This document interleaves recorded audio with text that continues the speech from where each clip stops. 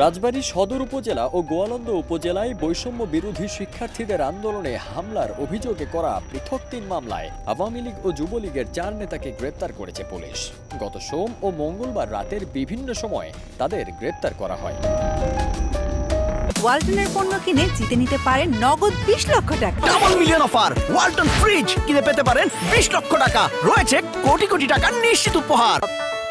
৩ মামলার মধ্যে রাজবাড়ী সদর থানার ২ মামলায় গ্রেপ্তার হয়েছেন উপজেলা আওয়ামী লীগের সাংগঠনিক সম্পাদক মোহাম্মদ জানাউল্লাহ ও সদর উপজেলার বাণীবহ ইউনিয়ন যুবলীগের সভাপতি রফিক উদ্দিন মিয়া এবং উপজেলার রামকান্তপুর ইউনিয়ন আওয়ামী লীগের সাধারণ সম্পাদক মোহাম্মদ আমজাদ হোসেন।